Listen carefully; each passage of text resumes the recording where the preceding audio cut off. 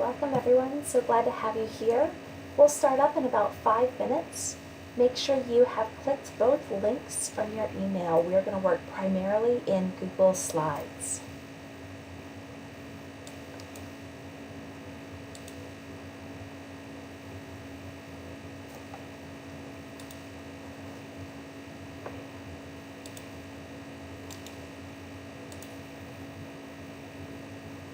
Testing. Welcome everyone. We'll be getting started soon.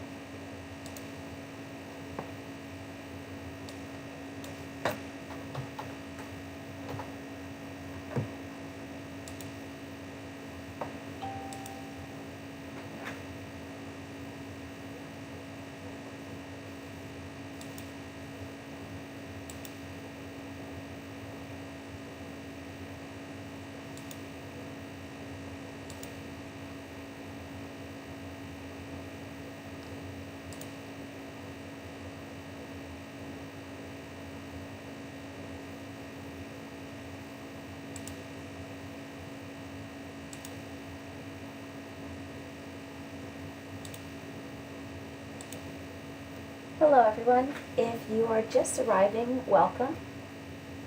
We are going to use 2 links. They're both in your email. Go ahead and make sure you have both open.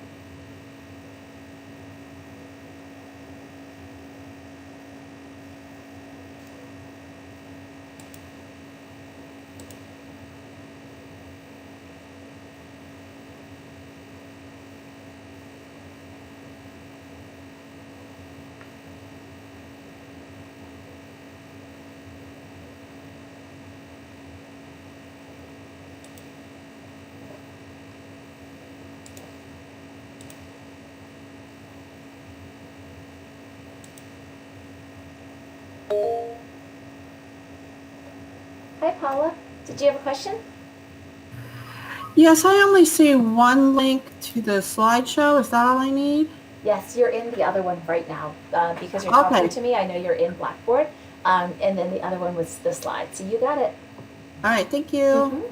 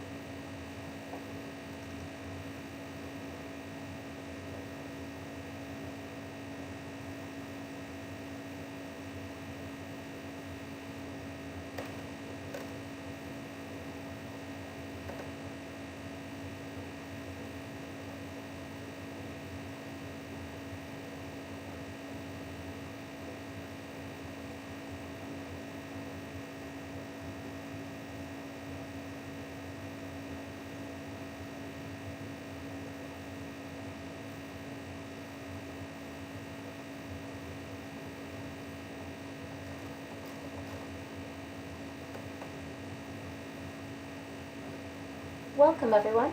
It's 3 o'clock, so I'm going to go ahead and get started, but I know we are expecting a few more people as they come in, so you'll probably hear me repeat a welcome, and I will probably also be pasting a link in the chat box for the newcomers. Welcome. This is Synchronous Online Teaching Strategies for Educators. My name is Teresa Wills. I'm an assistant professor at George Mason University, and I've been teaching online for about 10 years.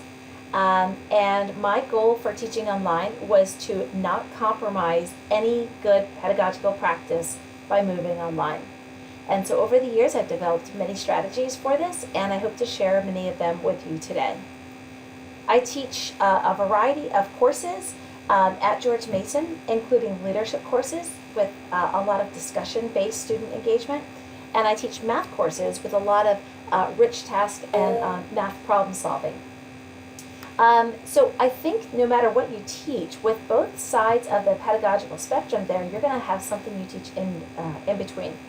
And I've also taught a third grade class how to go completely paperless through interactive slides that you're going to see today. So if you have specific questions for littles, I've taught people as young as third grade how to do this. So let's go ahead and get started. You should have your Google Slides open along with this Blackboard Collaborate. I'm going to make the link available here in the chat box. There you go. If you don't have it open, you can go ahead and open it now. And we are going to work primarily in Google Slides. This is a little different than a lot of other video conferencing tools, and it's what I found to be the most interactive and easy for students to access. Your first time on here, it might be a little weird having two windows or two tabs open, but it's something that students adjust to very quickly. We are going to use Google Slides for almost everything, and we're going to use Collaborate, which is the window that's like the teleconferencing thing, for your microphone. And if you want to scroll down to slide 2, these are some testimonials that you might choose to use if you are trying to lead other people into this online world. This is what my students said after one semester, and needless to say, at the end of their graduation, they were loving online, and I have many who are doing great online things right now with schools closed. So this does work. There's been a lot of purposeful decisions made, and I'm going to share those with you today. Slides 3 through 6, those gray ones, are there with a lot of recordings. I try to record sessions, I try to record tips, and just post them there, and they will be there for you indefinitely. They're always going to be up here. And I'd like you to join me on slide 7. And here's your first pedagogical tip. I can see where you are. I can see as you're moving down to slide 7. And as an instructor, I know like when people need more time on a slide, because they're all still there. Or when I'm moving too fast, or if I'm moving too slow, they might be moving down to slide 8. So we're on slide 7, and this is my goal for you. To do what you're already doing. Just tweak it to do it online. Because quality online learning requires excellent pedagogy. This is a session. We are not talking about how the teacher can be replaced by a computer. We're talking about why a teacher is so essential, even in online learning. So let's jump in on slide 8. I have my ground rules. You can take this slide, you can tweak it for your own ground rules. I encourage you to make them positive and purposeful so that you can use the language here whenever you need to redirect students to focus on what they should be doing in your class. So I'll read mine out loud to you. Make sure you put away all distractions. This class is heavily engaging, and you're going to need all your brain power. We are recording for public view, so make sure you reduce or eliminate your background noise. Do all assignments and readings before class. Use your mic in small and whole groups. Be patient and professional. Use your way message whenever you're away from your keyboard. Don't drive while on Collaborate Ultra, and update your profile picture as often as you can. If you teach students of driving age, you absolutely must put Don't Drive on Collaborate Ultra. You might think that it's obvious to do it, but it's not, and there's too many conveniences with smartphones, so please use that one. And also, updating your profile picture is a simple way that you can build community in your class without having too much effort. If you move over to your other tab, your Collaborate tab, you'll notice that I have a photo This is me and my late great-grandmother, Elvira, and I share her name as my middle name, Elvira, and I put a picture of us up to honor her. And when students do that, when they put up photos of their family, their pets, what it does is it causes other students, when they're in small groups or just having a minute to chat, to make connections and build that community. This will make your class feel more connected and not isolated. All right, if you are just joining us, welcome. We are on these slides here, and we are now moving to slide 9. I think many of you have probably felt like the girl in this picture here. And today is not an exception. You will get an information overload. But I'm purposeful in this. I'm showing you today how pedagogy can be first, foremost, and in the forefront, and that the technology are little tweaks. You're going to learn several strategies today. And what I hope is you pick one to try and implement. And when you feel like a Jedi master of it, you pick another one and you implement it. And then you pick another one and you implement it. You can always come back to these slides to get more ideas. And again, there's the recordings and the blank slides in those gray ones up above, so you'll have access. Come on down to slide 10. If you're just joining us, I put the link in the chat box or in your email, and we are coming down to slide 10. I'd like you all to put a text box somewhere on this screen and tell us, what are you celebrating right now? What successes have you had in either your professional life or your personal life that you're ready to share with us? Some of you all are still learning some of the tools on Google, and be patient with yourself. The text box is at the top. It's underneath File, Edit, View, Insert, Format, and it looks like a little tiny T inside of a box. That's your text box. So grab one of those and add it here. You can even use one of my type here's if you just want to grab one.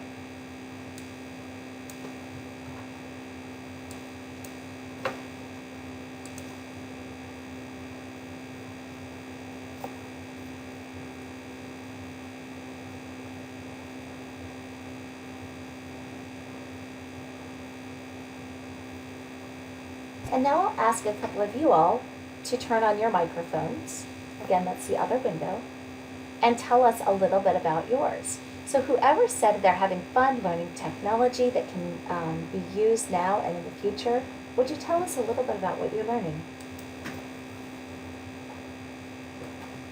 Hi, my name is Vanessa. So I have just been learning how to use different devices to record notes and then upload them to YouTube. Wonderful. That's exciting to hear. Danielle, thanks for writing your name here. I can see who it is. Would you tell us a little bit about what you're doing? Hi.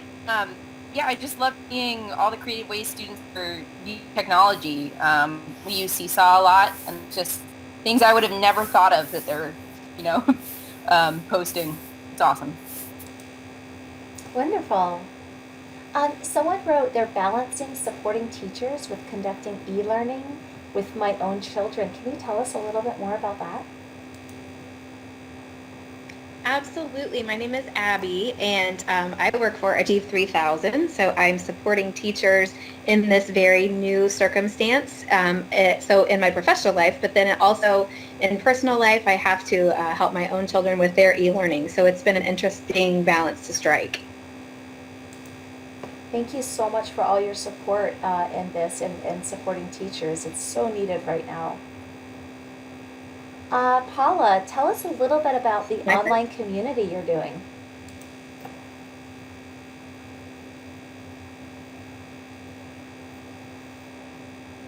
Hi, can you hear me? We sure can. Can you hear me? Yep. Okay, great. One of my teammates is on this webinar as well, Molly. We have been using the the collaborative Ultra here to have team meetings and so forth to organize a structure for our third grade team moving forward. That's wonderful. Nice work. All right, so this is a simple way that I purposefully am building classroom communities because again, when you don't purposely bring in communities, students can feel very isolated. So I always start every class with successes and celebrations. The nice thing about this is every single student gets a voice. It's not just a couple of hands that are raised. It's not just the loudest student. It's every student who would like to type has a voice. Anyone who's ever taught middle school, my favorite grade is 7th grade, by the way, you will probably also like the fact that you can preview what the students are going to say just by looking at all the responses on here. It's a nice little classroom management thing. It gets other kiddos to talk, and you get to kind of preview it also. All right, let's come on down to slide 11. I'd like to know the variety of folks who are here today, so I'd like you to take one of those text boxes at the top, delete what I wrote, and put your name in it, and then move it out of the red zone.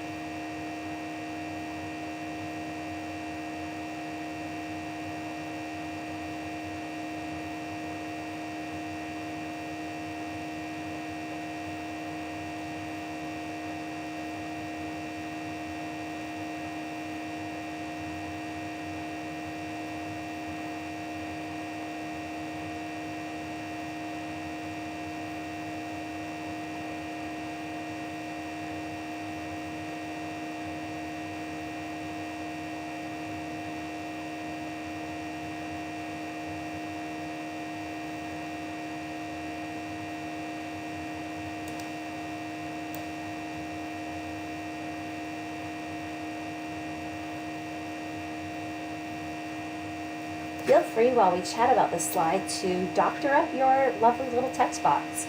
Some of you are making your own text boxes, which is just fine. Some of you are using the templates. You can change the color, change the font, jazz it up. But what I'd like to do is throw the pedagogy back at you all. How might you modify this slide, but be able to use the template in your content area? When you have an idea, go ahead and turn on your mic and tell us.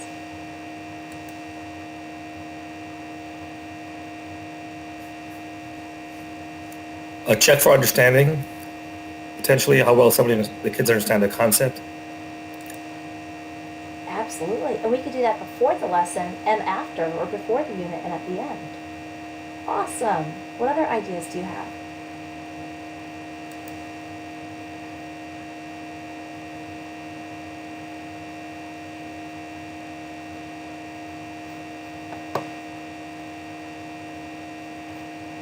I support 4th grade English learners in social studies, and this looks like a way to work in some timelines and have them interactively. Oh, I would love that if my social studies teachers did that. Yeah, I can put some ideas up at the top and have my students sort them in a timeline. Maybe the students write their own and put them in the timeline.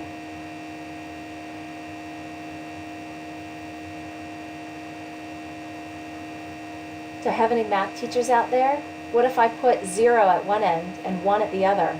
And I said, write all the numbers you can and put them somewhere on that number line. It'd be really cool to see the numbers that the students make. If in 1st grade they're putting decimal numbers, like that's really neat to know. I might not have realized that unless I gave them the opportunity to put any number they want. Those of you who teach English language arts, do you ever want students to read a novel and really pick up on if that character is a protagonist or an antagonist? Maybe you put good guy and bad guy at the two ends of the spectrum, and you ask your students to write all the characters in the text boxes and move them down. And you might have two sides to a political statement, and you want to see where students think of it. But also, what about those important historical figures? Where would George Washington be on these two political spectrums if he was alive today? All right, I hope that's getting you guys to think about ideas. Again, pedagogy first. This is just text boxes in a line. You all can do that, and you'll be able to have students move things around. The next thing I'm going to show is a breakout room. If you come on down to slide 12,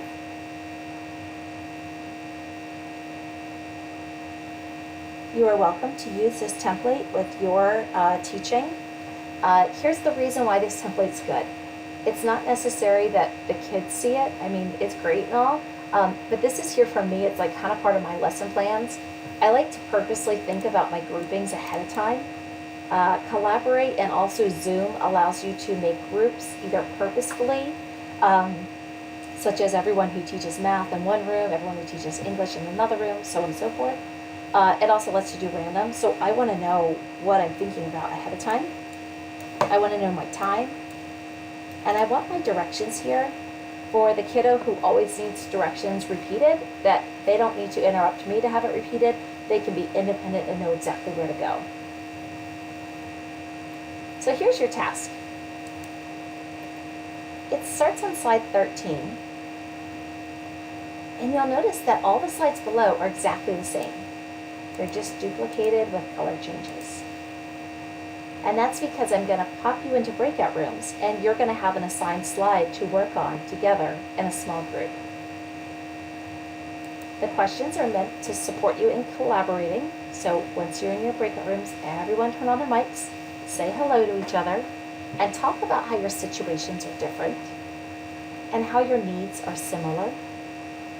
And then go on Google, find some clip art images that depict the classroom pedagogy that you want to continue in your online instruction. You're going to copy and paste photos into that third column. All right, if you want to look over at Collaborate, that's your other window, I'm going to place you in groups now. And it's going to show you what group you're in the participants window. So I'm going to make those breakout rooms now. You'll see what group you're in, and you'll move to that color-coded slide. We'll start in 3, 2, 1.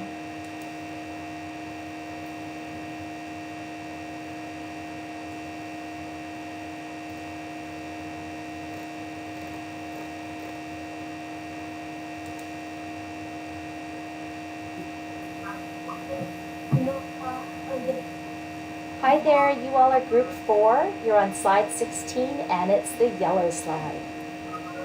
Thank you.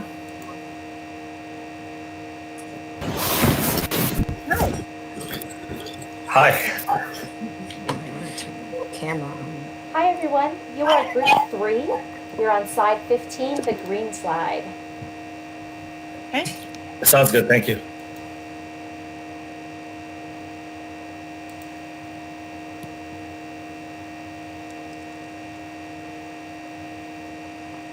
So do we want to just go around and talk about our...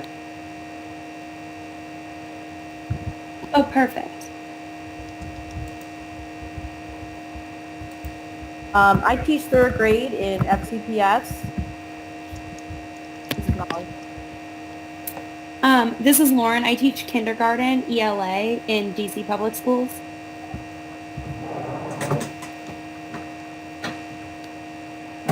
This is Ken. I work for a literacy company that delivers content to students.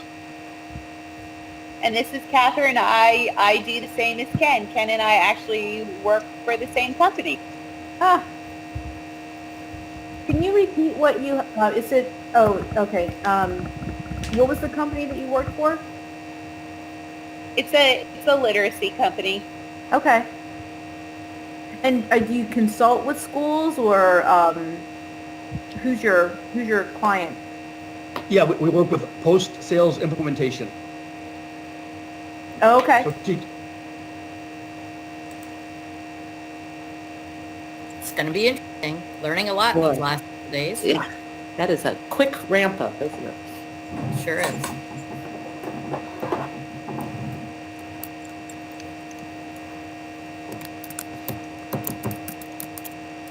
I'm typing this in our window, so feel free to edit it.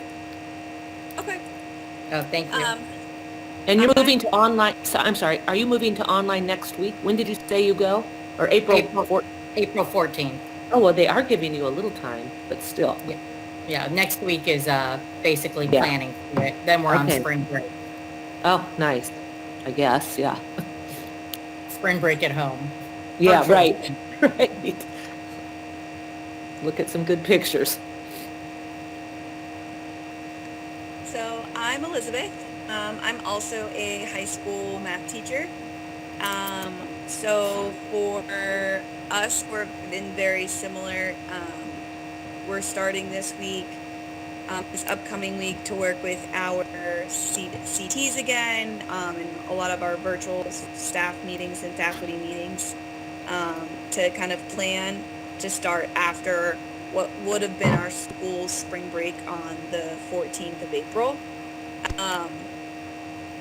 I teach classes, an Algebra 1 class and an honors geometry class. I'm not really concerned with my honors geometry moving to an online platform because I already do a flipped classroom with them. So they already are used to, kind of watching a video independently, taking notes, and then coming into a classroom and then kind of collaborating and working on problems together. So this will just be, instead of being in the classroom inside of a building, it'll be more of a virtual classroom, collaborating and working on problems. I also teach Algebra 1, so, and I have experience with a flipped unit. We did it previously in Algebra 2.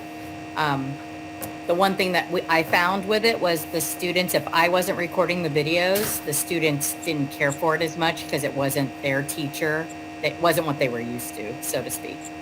Oh, interesting.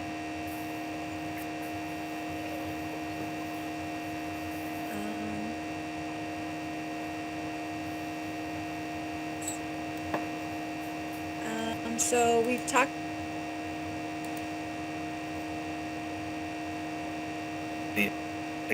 Like 2 days of teaching, maybe a week or something, and then they're supposed to have some free Yeah. time. Have you heard anything around that? Yeah, That's what- I kind of. Oh, go ahead. Sorry. I'm sorry. No, that's what Indiana's going to. So we're about to be on spring break for a couple weeks, and then when we come back, it'll just be 3 days a week. So it's interesting. Wow. Yeah. So yeah, I know pretty much with Fairfax, it is kind of that they keep things being hush hush because I don't think that they actually have the Official. And there was the school board meeting today on Channel 21 that answered a bunch of different questions, but I mean, like you kind of said, through the rumor mill, it's supposed to look like 2 days of the Synchronous meetup where it's going to follow a schedule. So for high school, it'll be like, Wednesday will be like the odd day, Tuesday will be the odd day, Thursday will be like even periods. Right. Monday is supposed to be, sorry, my phone is ringing. No, you're fine. Okay. So, and then Monday is supposed to be like CLTs and, meetings and planning and stuff like that. And then I think Wednesdays and Fridays are supposed to be, sorry, Wednesdays and Fridays are supposed to be like office hours.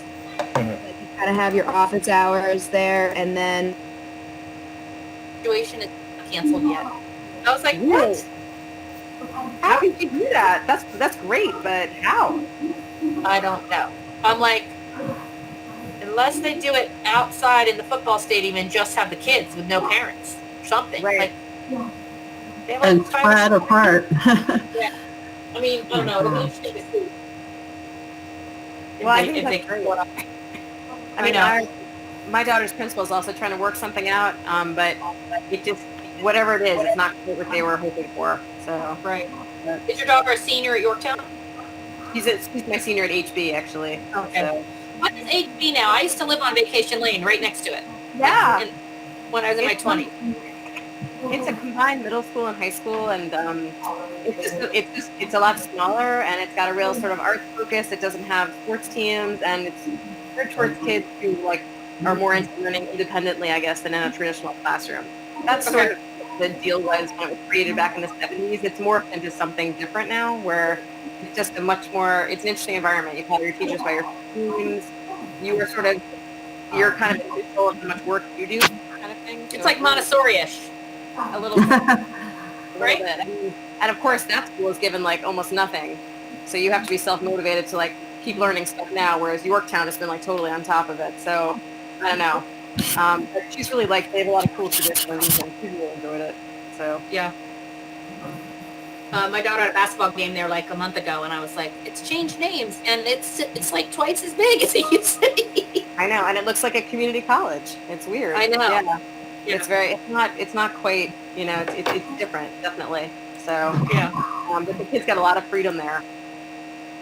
To be synchronous learning while they're supposed to be doing their synchronous learning. Yeah. So I don't know.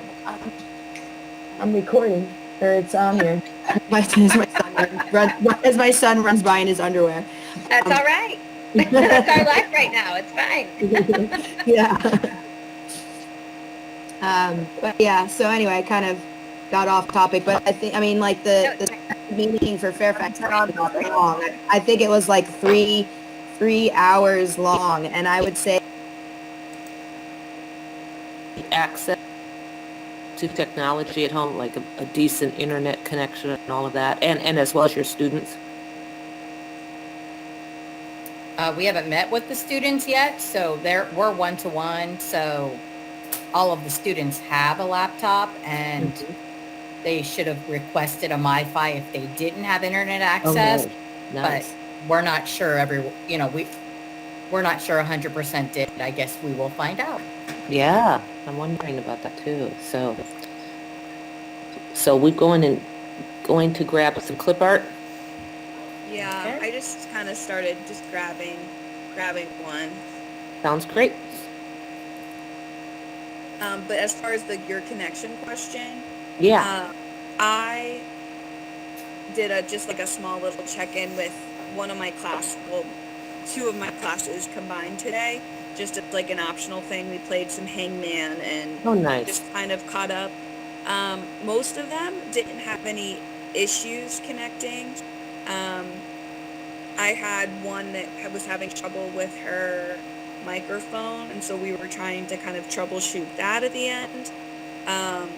But otherwise, like, they all were able to like log in, and connection-wise, none of them really had any issues. But our school's also, the high school at least, is one-to-one, and the same thing. I don't know who mentioned the MiFis, but those also were kind of distributed to those that didn't or would need. Great. I didn't know how that was all going to work. There's no pressure to do anything really live yet. Yeah, that makes sense. We're still trying to get devices into our students' hands too. So like, virtual learning did officially begin on Tuesday, but most of the students I teach at in a Title I school don't have a device at home.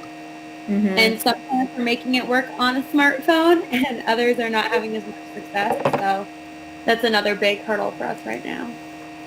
Yeah, and finding out who's got it and who doesn't. Yeah, that's exactly our goal right now. We have a communication tracker, and we're calling every family, figuring out who has it, who doesn't, trying to find local resources. Hey folks, and also having amazing they have discussions. Wi-Fi, so it makes sense for us to get something to them. If you would also check out some clip art images on Google of what you want to continue doing in your online, and post these in a third column. We're going to come back together in about 1 minute. Okay. Okay. Will be graduating. What does on the path to graduating mean? Because potentially on the path to graduating, whether or not they were failing or passing their classes. And I don't know. Yeah. Hi folks in group 3. Sorry. We're going to come Hi. back together in about a minute, but I'd like you to have the opportunity to copy and paste some clip art images. What do you want to continue in your online class? See if you can find some things and copy paste them into the third column. Do you want to just all go find one, guys? Got it. Like, where can I record and then just post a link on Google Classroom? Like that's what I Hello, want. group 4. I am just in to tell you we have about a minute left on our slides, and I'd like you to have the opportunity to get at least one photo, if not more, on that third column.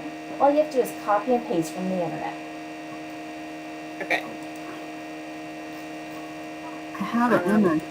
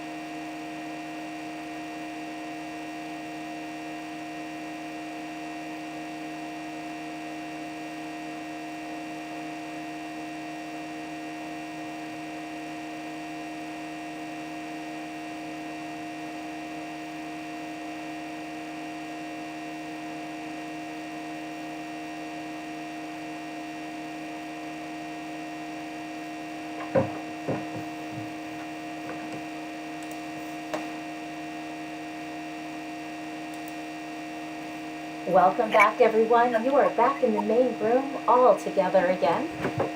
Welcome back. If you take a minute and just turn off your microphone, that way we can respect the privacy of your home and any background noises that are going on. All right, so again, pedagogy first. What I wanted you all to do is to talk to one another and compare similarities and differences. That is a theme that is in every content area. So that's a slide for you. You can talk about differences, similarities, and then you can get some clip art. Students really love expressing themselves with the clip art. It's that saying, a picture's worth 1,000 words. But the next activity we're going to do isn't about comparing similarities and differences. It's about going up and reading other people's work. Now, I don't know about you all, but when I'm in the classroom and I want students to have a conversation, I want them to listen to one another and then add on. But too typically, students don't listen to one another and their hands are already up ready to add on. So I had to think about how to do this online. And what I want you to do is to go up to the other slides that you didn't do. And I want you to read those. So here's how I'm going to motivate you. Something called a steal and edit. In the next activity, you are going to steal as much information as you can from those rainbow colored slides. And then you're going to add it to your own slide. Come on down to slide 18 so you can see what I'm talking about.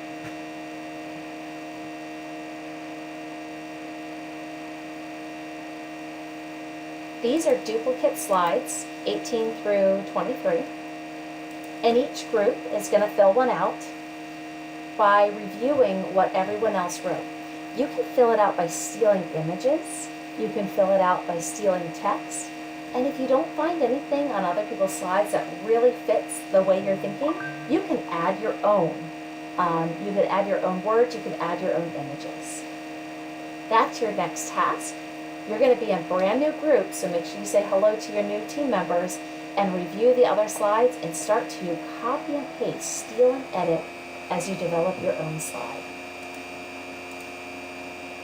We're going to start breakout rooms in 3, 2, 1.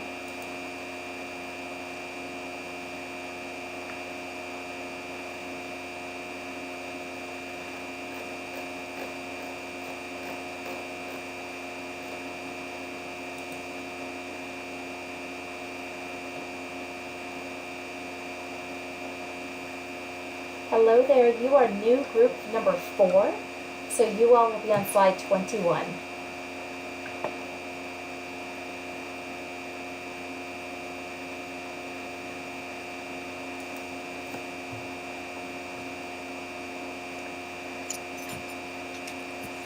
Hello there, you all are new group number 3.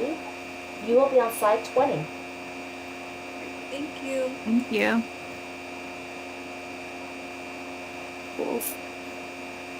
Nice to meet you.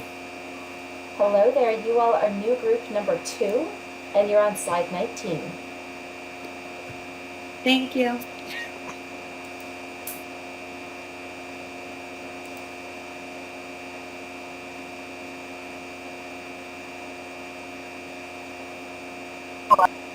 Well, there No, you I was go. in 4. That's fine. Hi, you all are new group number 1, and you're on slide 18. Thank you. Thank you. So we have yeah. 5 in our group. Oh. Then the just last Abby has person, So this is Catherine. So then I'll just go between all 4 slides and just grab something from each one of them. great. I'm good with that. Good stealer. Okay, yeah, I'm just stealing from everyone. That's right.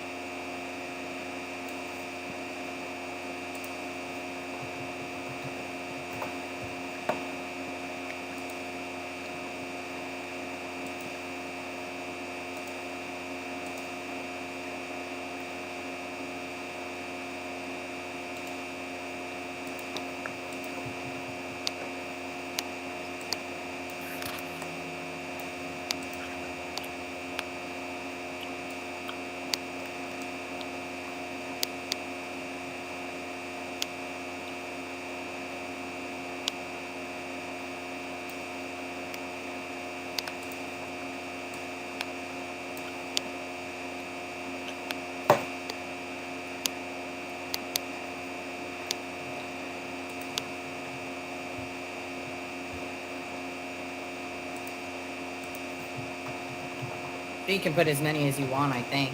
Oh, and the top box is supposed to be repeated to the bottom. Okay. I'll put it down there.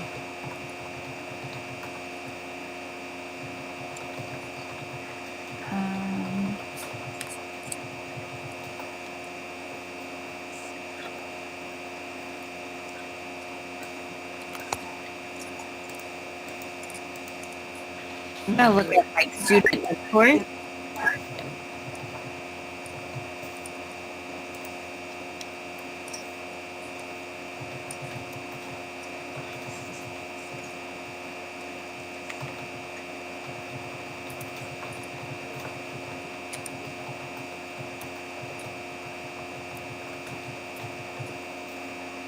What type of picture to put in Down. for like? Well, I was thinking, hold on, I'm finding one that no one else has. Okay. And I'm trying, I couldn't find it for, oh, that's not it. I was thinking more of like the phone could be like, it would sound like a chat, like chatting. Oh, I see. Yeah, that makes sense. Yeah. I don't know who put the other picture there. I don't want Yeah, I put that one too because I like per se the left side of it, but we know some of that's going to have to happen. But where the students are just discourse centered. Right. You could also put a picture of a microphone too. Oh yeah.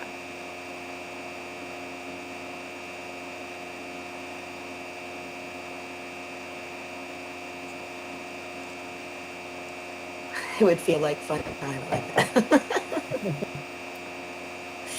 It would feel like I don't know, or what would it look like too? People in their pajamas, since I'm not sure.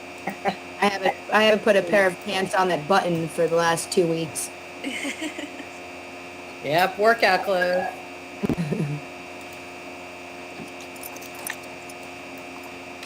So I don't.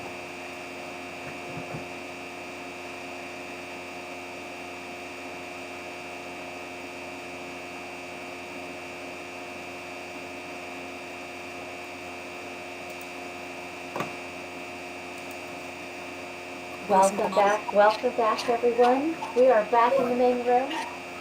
Welcome back everyone. If you would take a minute and turn off your microphone. Wonderful. We have a couple to look at here. Just one other microphone's on to go ahead and do a check. And then join me on slide 22.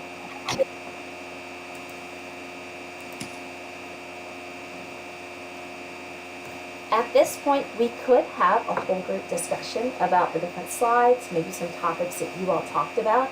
And you all are expert educators. You can choose, when you're going to do whole group discussions. I'd like to model how I do an interactive gallery walk. And I use multiple modalities, and I do it very purposefully because I want every student to have a voice, no matter how they choose to have that voice. Sometimes they like to use the comment feature. Sometimes they like to add things like stars. Sometimes they like to draw arrows, circles, freehand. Some really like it when a very powerful statement is made and they can highlight it. So there's the highlighter tool. Many of my students love emojis. They like to make emotional connection, and they want to show that emotional connection as they're doing the gallery walk. If you choose to use emojis, all you do is you click on one and you copy it, and then you go to the slide that you found, and then you paste it next to where you have the emotional connection. And finally, my classes usually have a very lively Blackboard Collaborate chat box. We haven't so much in this session, but the more your students are comfortable with it, the more you'll have other things. And this is where we can really highlight our class clowns and really get them to make connections, and there's a lot of humor that goes on in the chat box. So go ahead up in slides 18, 19, 20, and 21, and everyone mark them up. Mark them up in any way you like. Read what other people wrote and make some connections.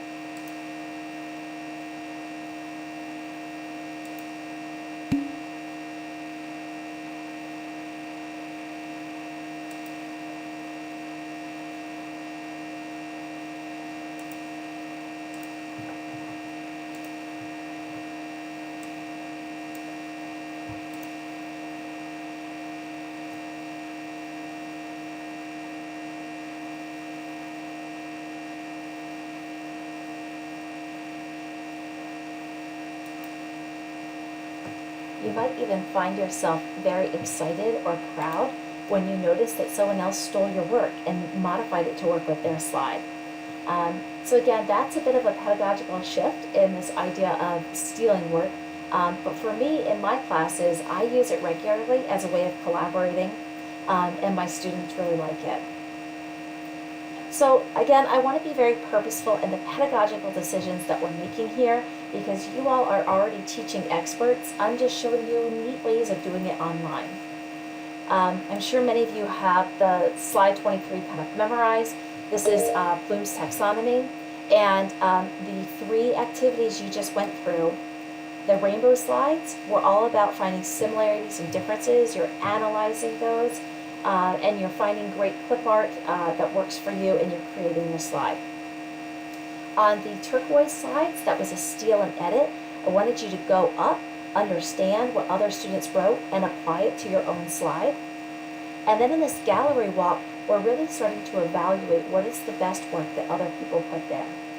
And all throughout the entire thing you all are creating, you're creating it publicly for the whole class to see. And what I'd like you to do now is head down to slide 24. I'll add a couple more since we have a large group. And you're going to grab a text box, any one you want, on either slides 24, 25, or 26. And you're going to tell us, what do you pledge to try?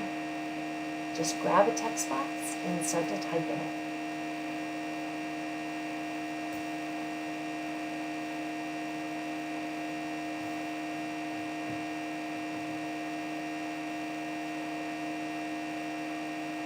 If someone else has the same one as you, just grab another text box.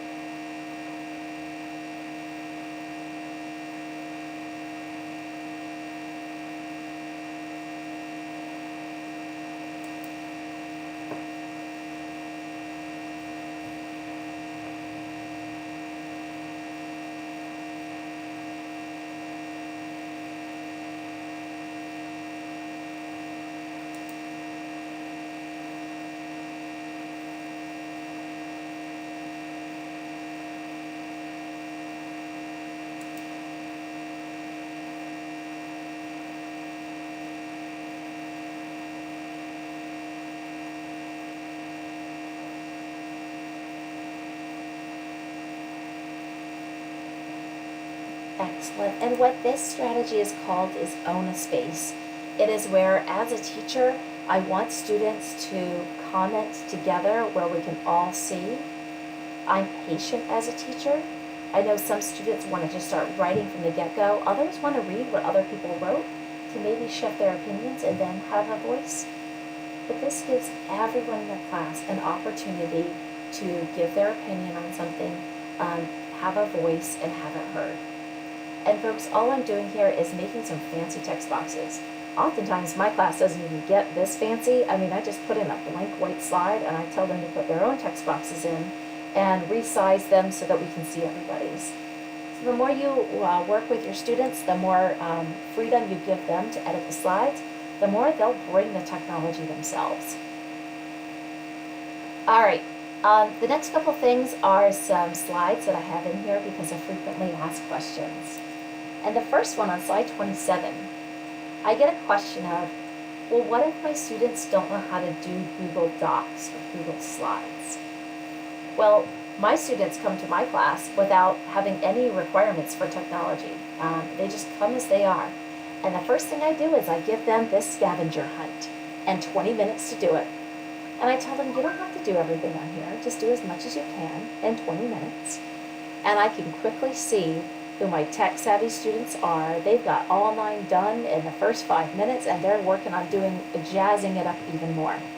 I've got some students who are really showing the productive struggle as they work through a couple of them, and I can get a good sense of, persistence and motivation. But really, all this is pre-assessments to see, can you edit slides? Can you copy and paste? Can you take a picture in your cell phone and upload it? Can you use the heart, the sun, and the smile feature? These are the competencies that I want my students to have. So once I know who's an expert at them already, I use that information when I split up into breakout rooms. Sometimes I'll put one tech-savvy person per room to help out. Other times I'll just put them all together because I don't want them to intimidate the rest of the class. On slide 28 is a math problem that I give my students. They were trying to figure out how many cubes would be in the 20th tower if this pattern continued. I connected it to literacy with a YouTube read aloud on slide 29. And in this book, it's a cute children's book, and it also continues the same pattern. And then my students got half an hour to work on the problem, and their work is on slides 30 through 33. You might be wondering how much instruction they got on online tools. This was their 4th class, so they only had 3 prior days of instruction with me on kind of how to use tools, and mostly it was immersive, just like I've done with you all. I haven't really taught you to do stuff. I just immersed you in it. So my students sometimes still like paper and pencil. They like online manipulatives. They like text boxes. They like, art on here. And on slide 33, you'll see even one of my students just liked her TI-83 calculator, and so she took a picture of it because that showed what she wanted to show.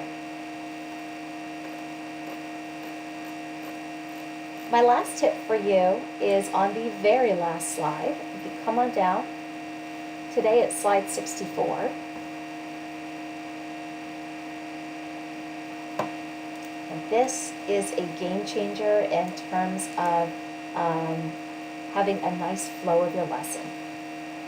This is the virtual parking lot, and I encourage if any of you have questions to go ahead and add them here. This is why a virtual parking lot is so important.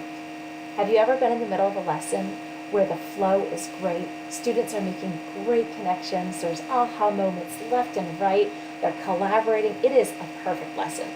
And then you got a kiddo who raises their hand and says, when's the big project due?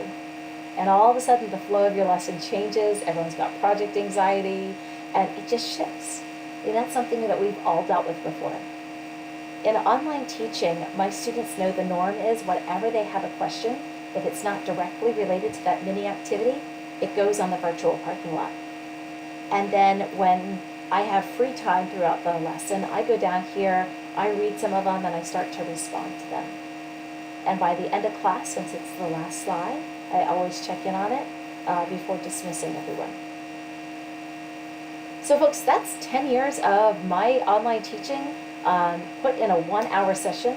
I know it's like drinking water from a fire hose, but hopefully you're motivated and inspired with at least one new idea that you can take and you can roll with.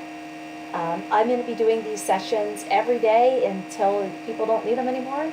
I've got my email address at the top, my Twitter handle, and also the signups if you know of anyone else who could use something like this. And starting tomorrow morning at 9 a.m., I have a big session for math and math problem solving using the 5 practices. So hopefully this is inspiring for you and you can use some of these. At this point, I'll just start answering questions that I see on the virtual parking lot, but I hope you all have a wonderful weekend and good luck with your online learning. Someone asked, how do you create breakout rooms? On slide 4, there's a video of how to do breakout rooms, and I'm also recording this session, and I'll make sure I put that up. Thanks, Kendra.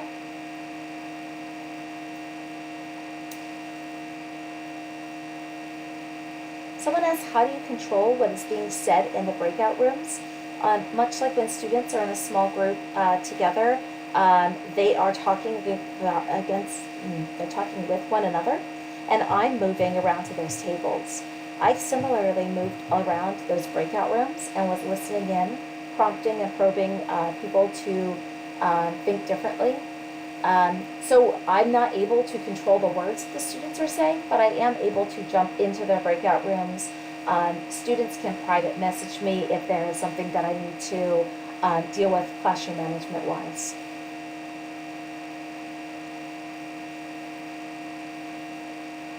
You are very welcome, everyone. Have a great weekend. Stay healthy, stay safe.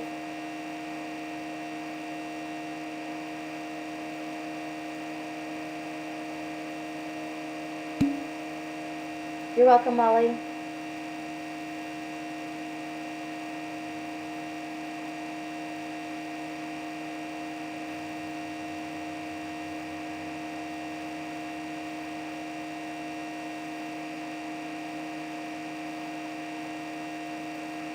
Nancy, if you want to turn on your microphone and tell me a little bit more about what you're thinking with that, I want to better understand your question.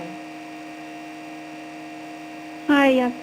I have this question: if there are some statistics from the activity per student and what they did and contributed, so you can find out more data.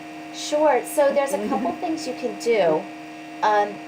If you share your Google Slides the way I did with a link, most people will pop in anonymously.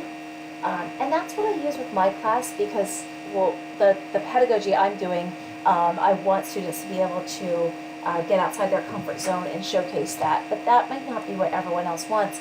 You can share it through email addresses. And then when students type on the screen, you'll see the name of who's typing. Another thing you could do is on those onus space slides, like on slide 24, I could ask you to put your name next to yours, or I might even have assigned areas where they're writing. Sometimes I've done it where it's a grid, like everyone has a number and a letter. You might be B2, which means you'd be in the second column, second row. And other students don't know who you are, but I know what cell you're typing in, and so I can make sure that I'm following, but for everyone else it's anonymous. Yeah, it's a lot like in the classroom. There's little things you can do to give students a sense of being anonymous and saving face, and there's other ways you can make sure that you're kind of accounting for everyone. Thank you. Sure thing. All right, folks, we'll have a great weekend.